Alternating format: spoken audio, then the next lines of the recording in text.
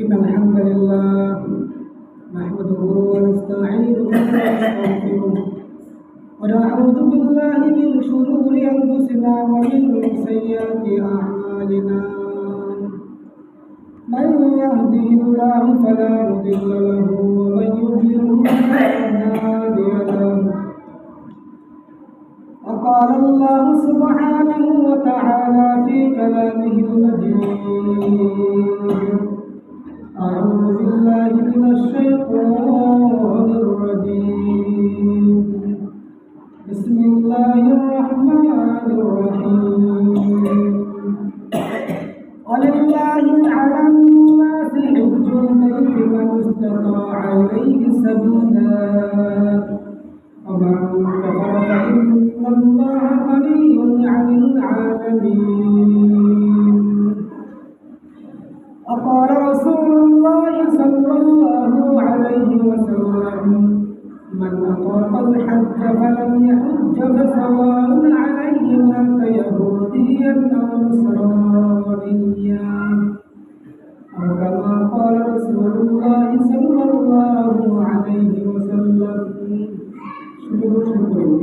اللهم صل على محمد وعلى آل محمد كما صليت على إبراهيم وعلى آل إبراهيم إنك حميد مجيد اللهم بارك على محمد وعلى آل محمد كما باركت على إبراهيم وعلى آل إبراهيم إنك حميد مجيد بلغ العلا بكماله كشف الدجى بجماله حسنت جميع خصاله صلوا عليه وآله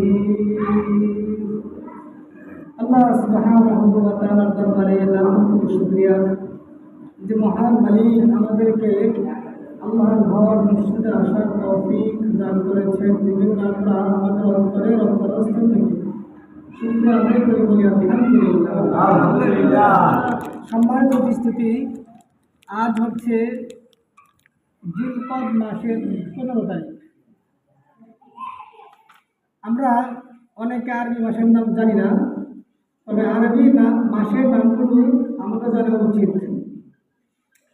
আরবি মাস শুরু হয় মুহররম মাস দিয়ে আর শেষ হয় জিলহজ মাস দিয়ে। এখন যে মাস চলতেছে এটা হলো জিলকদ, অর্থাৎ জিলহজ মাসের আগের মাস। এটা হচ্ছে আরবি 11 নম্বর মাস।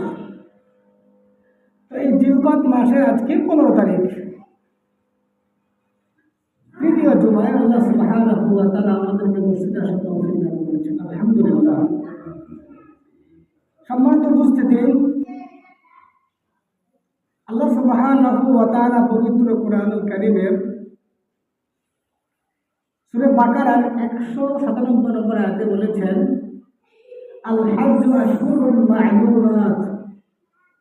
আল্লাহ সুবহানাহু ওয়া তাআলা বলেছেন যে নির্দিষ্ট কয়েকটি মাসের মধ্যে হজের বিধান সম্পৃক্ত। নির্দিষ্ট কয়েকটি মাসে হজের কাজ সম্পন্ন হয়। ফামান ফারাদা ফীহিন্নাল হাজ্জা, কাজেই এই মাসগুলোতে যে ব্যক্তি হজের পরিপূর্ণ নিয়ত করবে, তো সে ব্যক্তি ফালা রাফাথা ওয়ালা ফুসুকা ওয়ালা জিদালা, তাহলে সে ব্যক্তি কোনো রকমের অশ্লীল কথাবার্তা বলবে না, গুনাহের কাজ করবে না এবং ঝগড়া বিবাদ করবে না হজের মৌসুমে। তো আমরা এখান থেকে বুঝতে পারলাম যে হজ নির্দিষ্ট কয়েকটি মাস, ওই নির্দিষ্ট মাস হল 3টি। কয়টি মাস? হজের মাস কয়টি? 3টি। একটা হলো শাওয়াল, 2 নম্বরটা হলো জিলকদ, আর 3 নম্বরটা হচ্ছে জিলহজ। তো জিলহজের পুরো মাস হজে লাগে না, সর্বশেষ বা সর্বোচ্চ 12 দিন লাগে। তার মানে এই দিকটা আমরা পেলাম পুরো 2 মাস, শাওয়ালের পুরো মাস, আর জিলকদের পুরো মাস, আর হলো জিলহজের প্রথম 10 দিন বা 12 দিন। তো এখানে যদিও পরিপূর্ণ 3 মাস না, তবে মাস 3টি। মাস কয়টি? 3টি। জিলকদ, শাওয়াল, জিলকদ, জিলহজ। হজ ইসলামের পঞ্চবেলার পঞ্চম। ইসলামের মূল ভিত্তি কয়টি? 5টি না? কয়টি? 5টি। এই 5টির 5 নম্বরটা হজ। সহিহ বুখারী, মুসলিম, তিরমিজি, আবু দাউদ, নাসাই, হাদিসের সমস্ত কিতাবে এসেছে আল ইসলাম বা বুনিয়াল ইসলামু আলা খামসিন শাহাদাতি লা ইলাহা ইল্লাল্লাহ ওয়া আন্না মুহাম্মাদুর রাসূলুল্লাহ। যে ইসলামের বেলা হচ্ছে 5টি। প্রথম বেলা হচ্ছে কি? কালেমায়ে তাওহীদের, কালেমায়ে শাহাদাতের সাক্ষ্য প্রদান, আল্লাহ সুবহানাহু ওয়া তাআলা ছাড়া কোনো ইলাহ নেই এবং হযরত মুহাম্মদ সাল্লাল্লাহু আলাইহি ওয়াসাল্লাম আল্লাহ তাআলার বান্দা এবং রাসূল, এটা সাক্ষী দেওয়া। 2 নম্বর হচ্ছে ইকামুস সালাহ, নামাজ কায়েম করা। 3 নম্বরে ওয়া ইতাইজ যাকাত, যাকাত প্রদান করা। আর 4 নম্বর হচ্ছে আসাউমে রমাদান, রমাদানে রোজা রাখা।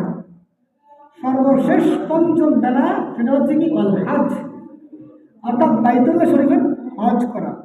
তা আমাদের আজকের আলোচনার বিষয় হলো হজ সম্পর্কে। হজ অনেক গুরুত্বপূর্ণ একটা ইবাদত। কত গুরুত্বপূর্ণ ইবাদত এবং এটার গুরুত্ব কত বেশি আপনাদেরকে আমি যদি একটু বুঝিয়ে বলি, আপনারা বুঝবেন ইনশাআল্লাহ। ইসলামে আল্লাহ সুবহানাহু ওয়া তাআলা যত ইবাদত দিয়েছেন, কালিমা বলেন, নামাজ, রোজা, হজ, কালিমা সম্পর্কে অনেকগুলো আয়াত আসছে কোরআনের মধ্যে। অনেকগুলো কি আসছে? আয়াত আসছে। নামাজ সম্পর্কে প্রায় 30 জায়গায় আসছে, রোজা সম্পর্কে 32 জায়গায় আসছে, যাকাত সম্পর্কে নামাজের মধ্যে 30 জায়গায় আসছে। তবে নির্দিষ্ট কোনো সূরা নাযিল হয় নাই। অর্থাৎ নামাজ, রোজা, যাকাত এই ইবাদতগুলোর জন্য আল্লাহ সুবহানাহু ওয়া তাআলা নির্দিষ্ট করে কোনো সূরা পাঠান নাই। কথা বুঝতে পারছেন? কিন্তু হজ এটা এত গুরুত্বপূর্ণ একটা ইবাদত, এই ইবাদতের জন্য আল্লাহ সুবহানাহু ওয়া তাআলা একটা সূরাই নাযিল করেছেন। তাহলে বুঝতে পেরেছেন এটা কত গুরুত্বপূর্ণ একটা ইবাদত। আরও একটা বিষয় আপনাদেরকে বলি, অন্যান্য ইবাদত করলে তার ধমকি, তার হুঁশিয়ারি অনেক কিছুই বর্ণিত হয়েছে। তবে যারা সামর্থ্য থাকা সত্ত্বেও হজ করে না, এদের বিষয়ে হুঁশিয়ারিটা অনেক মারাত্মক, অনেক কঠিন হুঁশিয়ারি বর্ণিত হয়েছে হাদিসে। এটা আমরা এই সময় পর্যায়ক্রমে আলোচনা করব। তো বলেছিলাম আল্লাহ সুবহানাহু ওয়া তাআলা ইসলামের যে 5টা বেলা দিয়েছেন, এর মধ্যে 5 নম্বরটা হচ্ছে হজ, হজ পালন। আর হজ এটা হলো এমন একটা ইবাদত যেখানে মানুষের শরীর অর্থাৎ শারীরিক এবং অর্থ অর্থাৎ আর্থিক 2 রকমেরই পরিশ্রম আছে এখানে। হজ করতে গেলে আপনার শারীরিক পরিশ্রম লাগবে, হজ করতে গেলে আপনার অর্থ খরচ হবে না? হবে। আপনি হজ করতে যদি যাইতে চান, বর্তমানে সময় আপনার 6.5 লক্ষ টাকা খরচ হবে। তাহলে এখানে হজ এমন একটা ইবাদত যেটা শারীরিক এবং আর্থিক 2 দিক থেকে। নামাজ, নামাজ এখানে শুধু শারীরিক ইবাদত। শুধু কি? শুধুই শারীরিক ইবাদত। এখানে অর্থের খুব একটা প্রয়োজন হয় না। নামাজ পড়তে গেলে টাকা লাগে? নামাজ পড়তে টাকা লাগে না। রোজা রাখতে গেলে টাকা লাগে? টাকা লাগে না। রোজা হচ্ছে না খাওয়ার নাম রোজা, ওটা হচ্ছে শুধুই শারীরিক। আবার যাকাত, সেই যাকাত শুধুই আর্থিক। শুধুই কি? আর্থিক। অর্থাৎ যাকাত একটা ইবাদত, এই ইবাদতটা পালন করতে আপনার শুধু অর্থ খরচ হবে। কী খরচ হবে? অর্থ খরচ হবে। যাকাতটা হচ্ছে আপনার সম্পদের 40 ভাগের 1 ভাগ আল্লাহর রাস্তায় দিয়ে দেওয়া, তো এটা হচ্ছে কি? আর্থিক ইবাদত। আর হজ হচ্ছে এমন একটা ইবাদত এখানে আপনার আর্থিক এবং শারীরিক 2 ধরনের ইবাদত সম্পৃক্ত। তাহলে আমরা সহজে বুঝতে পারলাম এই ইবাদতটা অনেক বেশি গুরুত্বপূর্ণ ইবাদত। এবং আমরা এটাও বুঝতে পারলাম যে হজ এটা আপনি চাইলে যে কোনো সময় করতে পারবেন না, হজ নির্দিষ্ট সময় করতে হবে। হজের জন্য আল্লাহ সুবহানাহু ওয়া তাআলা নির্দিষ্ট 3টা মাস দিয়েছেন। কটা মাস? 3টা মাস। হজ করতে 3 মাস লাগে না। হজের মূল কার্যক্রম মাত্র 6 দিনে শেষ হয়ে যায়। কয় দিনে? 6 দিনে শেষ হজের মূল কার্যক্রম। বাকি হজ তো হজ কি আপনি আপনার বাসায় এলাকায় বাজারে করতে পারবেন নাকি? না। হজ আপনি কি ঢাকা শরীফ করতে পারবেন না। এই জন্য আল্লাহ সুবহানাহু ওয়া তাআলা হজের সময়টাকে অনেক লম্বা করে দিয়েছেন। মানে এটার জন্য 3 মাস পরিপূর্ণ সময়। এই 3 মাস যদি আপনার না হয়, 3 মাস হচ্ছে আরও বেশি সময় নিয়ে আপনি কী নেবেন? প্রস্তুতি নেবেন। 3টা মাস হচ্ছে কি? শাওয়াল, জিলহজ এবং জিলহজের প্রথম কারণ। তো এই হচ্ছে আমরা এখান থেকে বুঝতে পারলাম হজের জন্য নির্ধারিত সময় রয়েছে, সেটা হচ্ছে 3 মাস। শাওয়াল মাস, জিলহজ মাস এবং জিলহজ মাসের 12 তারিখ পর্যন্ত। হজ এটা আল্লাহ সুবহানাহু ওয়া তাআলা ফরজ করেছেন। সবার জন্য কি হজ ফরজ? না, সবার জন্য না। এটা আল্লাহ সুবহানাহু ওয়া তাআলা আয়াতের মধ্যে বলে দিয়েছেন কাদের জন্য হজ ফরজ। সূরা আলে ইমরানের 97 নম্বর আয়াতে আল্লাহ সুবহানাহু ওয়া তাআলা বলেছেন, ওয়ালিল্লাহি আলান নাসি হিজ্জুল বাইত মান ইসতাতাআ ইলাইহি সাবিলা। ওয়ালিল্লাহি আল্লাহ সুবহানাহু ওয়া তাআলার জন্য, আলান নাসি মানুষের জন্য আবশ্যক, হিজ্জুল বাইতি বাইতুল্লাহ শরীফের হজ করা। মানুষের জন্য আল্লাহ সুবহানাহু ওয়া তাআলার সন্তুষ্টির জন্য বাইতুল্লাহ শরীফের হজ পালন করা এটা আবশ্যক। তার জন্য মান ইসতাতাআ ইলাইহি সাবিলা, যেই ব্যক্তি বাইতুল্লাহ পর্যন্ত পৌঁছার সক্ষমতা রাখে, অর্থাৎ যেই ব্যক্তি আল্লাহর ঘর পর্যন্ত পৌঁছার সামর্থ্য রাখে। এই ঘরে যেতে হলে যত টাকা প্রয়োজন এবং এই ঘরে যাওয়ার পর থেকে আসা পর্যন্ত আপনার বাড়িতে দেখভালের জন্য যত টাকা প্রয়োজন, বাচ্চাদের খরচ, পরিবারের খরচ, যা প্রয়োজন সব কিছু দিয়ে এরপরে আপনার যত টাকা প্রয়োজন এত টাকা নিয়ে আবার যাতে আসতে পারেন এই পরিমাণ টাকা আপনার কাছে থাকলে হজ খরচ হবে। যে কারোর জন্য হজ খরচ না। সমাজের দেখা যায় বেশিরভাগ লোকই গরিব, বেশিরভাগ লোকই কি গরিব। আবার অনেকে আছেন অর্থ আছে, তবে বোঝা যায় না, টাকা পয়সা আছে বোঝা যায় না, চলে কীরকম? গরিবের মতো, ফকিরের মতো চলে। একটা ভালো জামাও গায়ে দেয় না, ভালো একটা টুপি মাথায় দেয় না, ঠিকমতো ভালো খাবারও খায় না, বা সে একজন বড়লোক হিসাবে তার সমাজে যেরকম দান অনুদান থাকা দরকার, সমাজে যেরকম তার প্রতিক্রিয়া বা তার উপস্থিতি থাকা দরকার সেরকম নাই।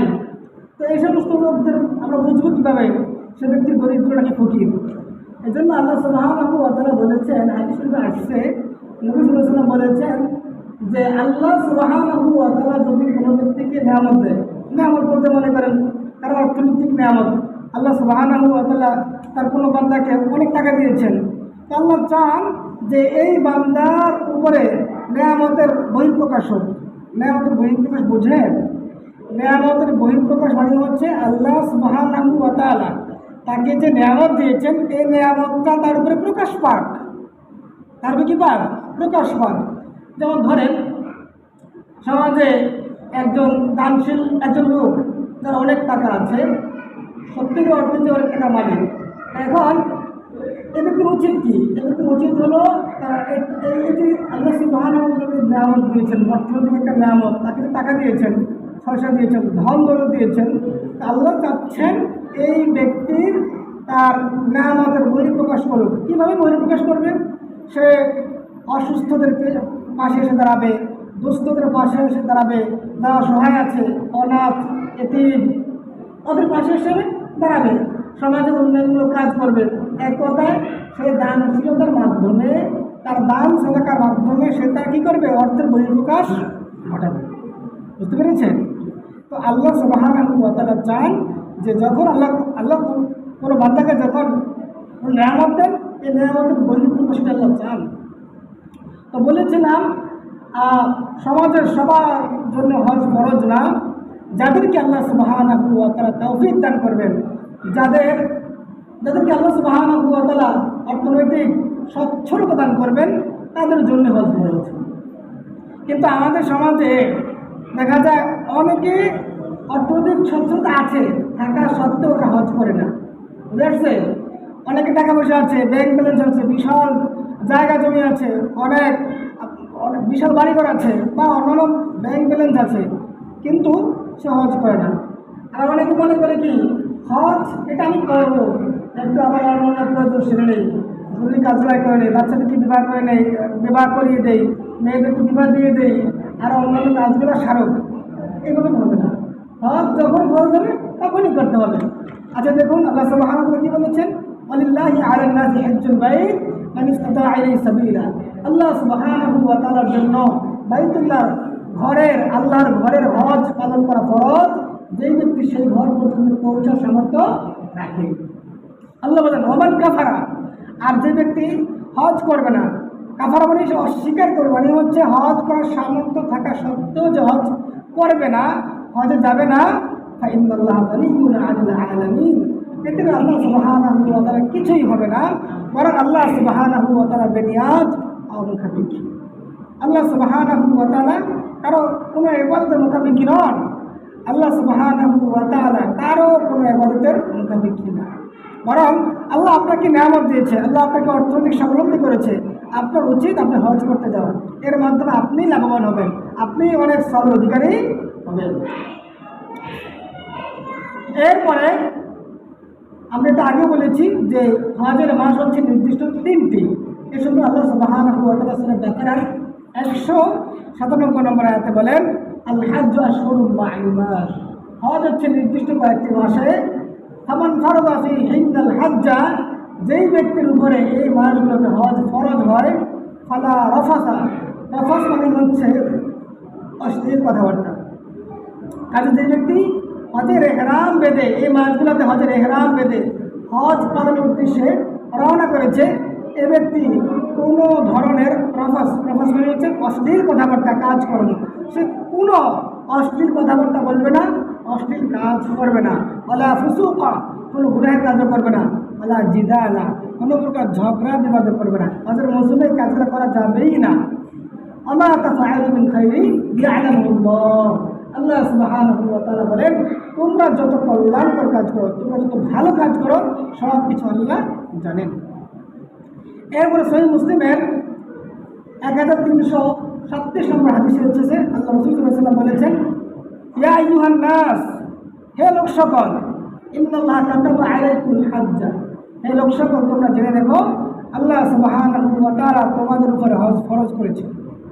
আল্লাহ তোমাদের উপর হজ করেছেন, ফরজ করেছেন, ফাহাজ্জু, কাজেই তোমরা হজ করো। ফাকালা রাজুলুন, এক ব্যক্তি, একজন সাহাবী জিজ্ঞেস করলেন, আকুল্লা আমিন ইয়া রাসূলুল্লাহ, হে আল্লাহ রাসূল, হজ কি আমরা প্রত্যেক বছরই করব? মানে জিজ্ঞাসা করেছে, হে আল্লাহ রাসূল, আমরা কি হজ কি প্রত্যেক বছরে করব?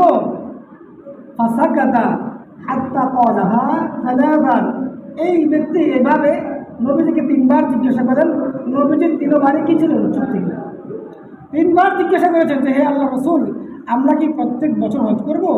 তখন নবী সাল্লাল্লাহু আলাইহি ওয়াসাল্লাম চুপ থেকে বললেন, সুম্মা ক্বালা, নবীজি 3বার জিজ্ঞাসা করার পর 4র্থবার বললেন, লাউ কুনতু না'আম, যদি আমি বলতাম যে হ্যাঁ প্রত্যেক বছর হজ ফরজ, লাওয়াজাবা, তাহলে প্রত্যেক বছরই ফরজ হয়ে যেত যাকাতের মতো।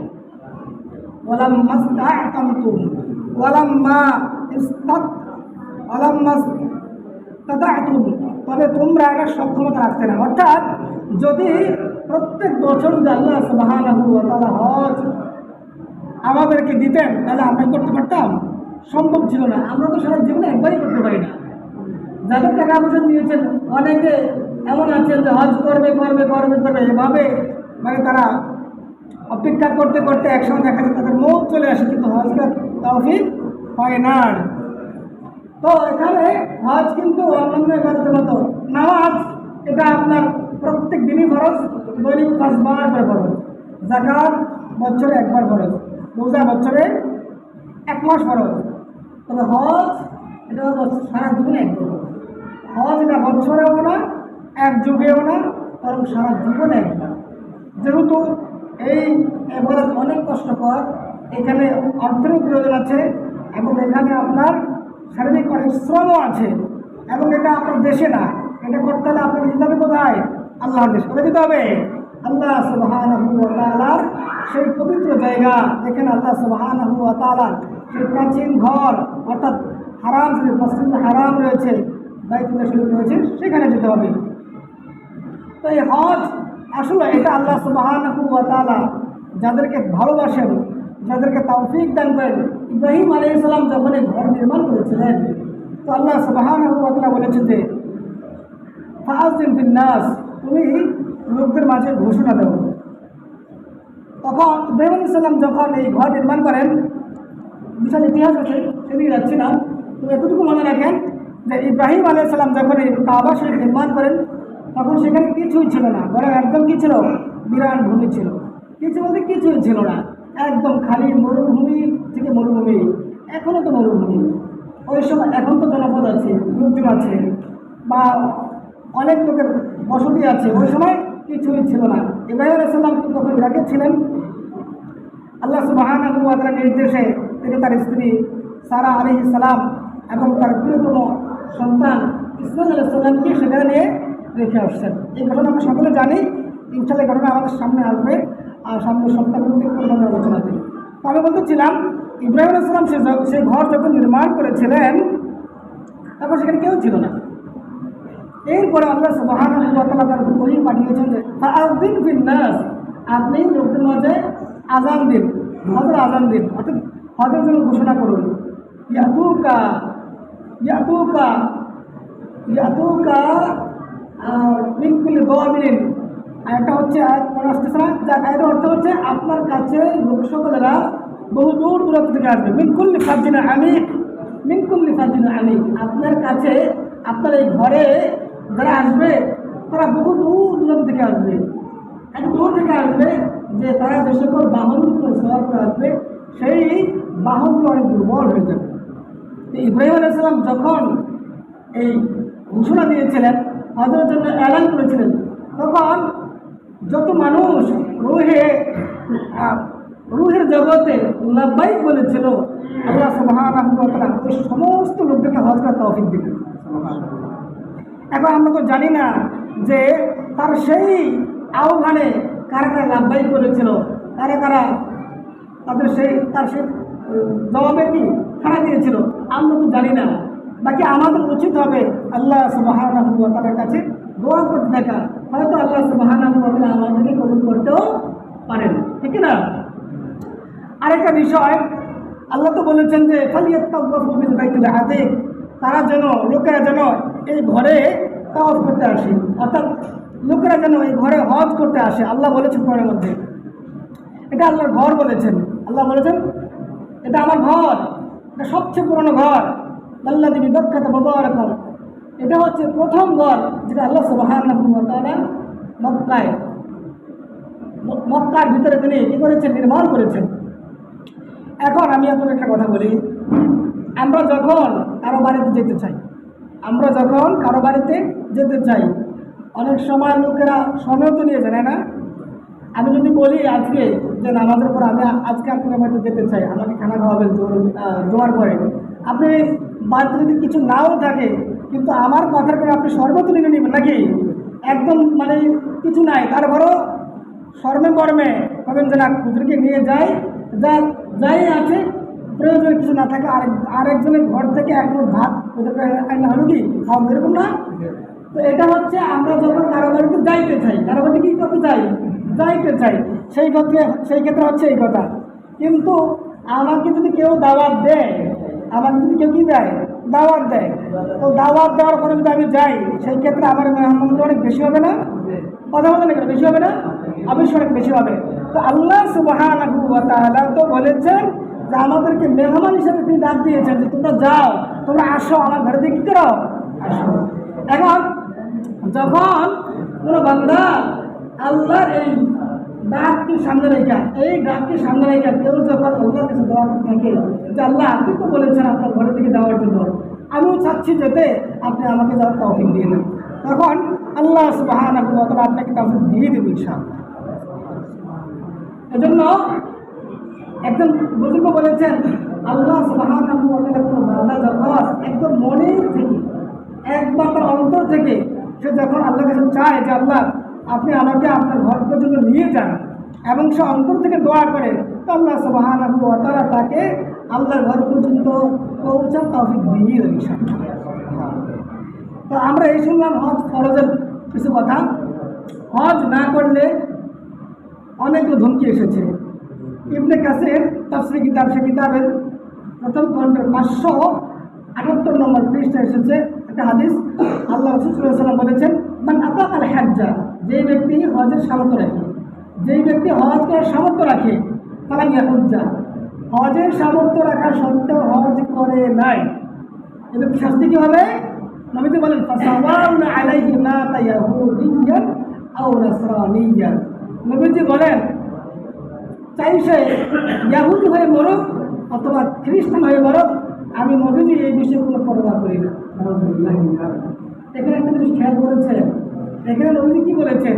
যে ব্যক্তি হজের সামর্থ্য থাকা সত্ত্বেও হজ করলো না, নবীজি এখানে বলেছেন, এই কথা বললে তো হতো, আমি জানি না সে কি মুসলমান হয়ে মরে, না ইহুদি হয়ে মরে, না খ্রিস্টান হয়ে মরে। নবীজি কি কথা বলেছেন? নবীজিকে তো মুসলমান শুধু করেনি নাই, নবীজি বলেছেন কি, আমি জানি না, আমি পরোয়া করি না যে ব্যক্তি কি ইহুদি হয়ে মরলো নাকি খ্রিস্টান হয়ে মরলো।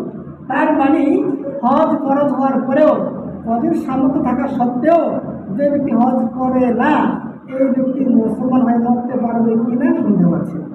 কেননা হাদিস শরীফে নবী সাল্লাল্লাহু আলাইহি ওয়াসাল্লাম বলেছেন, আমি পরোয়া করি না, আমি ভয় করি না এই ব্যক্তি ইহুদি হয়ে মরুক নাকি খ্রিস্টান হয়ে মরুক। এখানে নবী সাল্লাল্লাহু আলাইহি ওয়াসাল্লাম কিন্তু এভাবে বলেন না যে আমি জানি না এই লোকটি মুসলিম হয়ে মরলো, না ইহুদি হয়ে মরলো, না খ্রিস্টান হয়ে মরলো।